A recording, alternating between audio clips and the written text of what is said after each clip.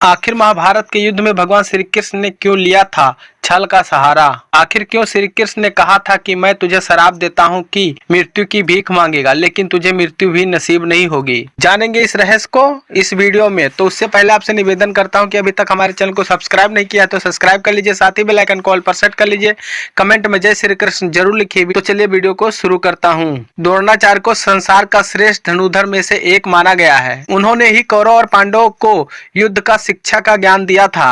दुनिया के इतिहास में महाभारत सबसे भयंकर युद्ध माना गया है। इस युद्ध में गुरु द्रोणाचार्य शरीर से तो कौरवों के साथ थे मगर दिल से वो धर्म के साथ देने वाले पांडवों की जीत चाहते थे। द्रोणाचार्य वेद पुराणों में प्रतंग थे और वो एक कठोर तपस्वी थे। जानते हैं कि पांडव और कौरवों को अस्त्र शस्त्र का ज्ञान देने वाले द्रोणाचार्य की महाभारत युद्ध में मृत्यु कैसे हुई? आखिर कौन थे द्रोणाचार्य? द्रोणाचार्य भरद्वाज मुनि के पुत्र थे। आश्रम में विद्या अध्ययन के अलावा उन्होंने वहीं रहकर तपस्या की। द्रोणाचार्य का विवाह सरदन मुनि की पुत्री और कृपाचार्य की बहन से हुआ था। उनके पुत्र का नाम अश्वत्थामा था। द्रोणाचार्य ने महेंद्र पर्वत पर जाकर अस्त्र शस्त्र विद्याओं में श्रेष्ठ श्री परशुराम जी से प्रयोग रहस्य तथा संहार विधि सहित संपूर्ण अस्त्र शस्त्र का ज्ञान प्राप्त किया था। महाभारत के युद्ध में द्रोणाचार्य की क्या थी भूमिका? महाभारत के युद्ध में गुरु द्रोणाचार्य कौरव की तरफ से लड़े थे। भीष्म के सरसैया पर लेटने के बाद कर्ण के कहने पर द्रोणाचार्य को सेनापति सौंपा गया था। गुरु द्रोणाचार्य की संहारक शक्ति बढ़ती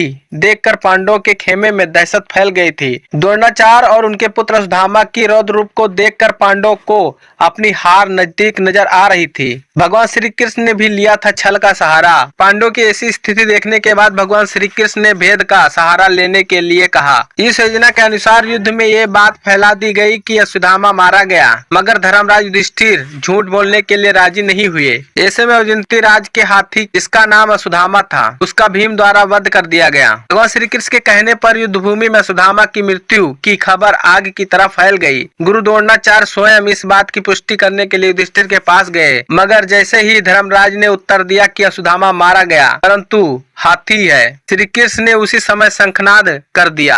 उस ध्वनि के कारण द्रोणाचार्य आखिरी शब्द परंतु हाथी नहीं सुन पाए। उन्हें यकीन हो गया कि युद्ध में उनका पुत्र अश्वत्थामा मारा गया। अपने पुत्र की मृत्यु का समाचार सुनने के बाद द्रोणाचार्य ने शस्त्र त्याग दिए और रणभूमि में शोक में डूब गए। इस मौके का लाभ उठाकर द्रौपदी के भाई धृष्टद्युम्न ने निहत्थे द्रोणाचार्य का सर धड़ से अलग कर दिया। जब अश्वत्थामा को मिली इस छल की जानकारी, अश्वत्थामा को जब इस घटना के बारे में पता चला तो उसके गुस्से का कोई पारा नहीं रहा।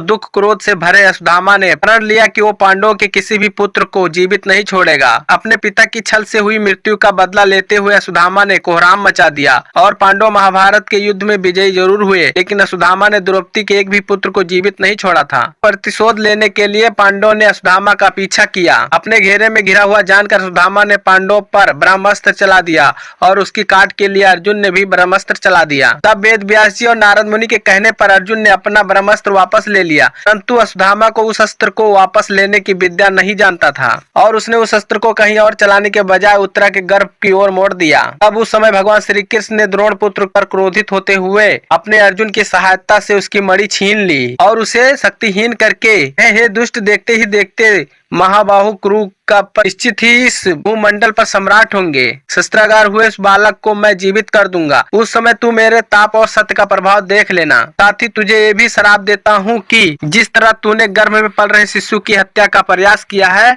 ये विश्व के सबसे बड़े पाप की भी पाप है। मैं तुझे इस पृथ्वी पर आजीवन भटकने का श्राप देता हूँ। तो इस तरह युगों युगों तक दर्द करता हुआ दर दर की ठोकरें खाएगा और मृत्यु की भीख मांगेगा लेकिन तुझे मृत्यु भी नसीब नहीं होगी। हमारी ये जानकारी आपको कैसी लगी हमें कमेंट करके जरूर बताइए। कमेंट में जय श्री कृष्ण जरूर लिखिए। वीडियो देखने के लिए धन्यवाद।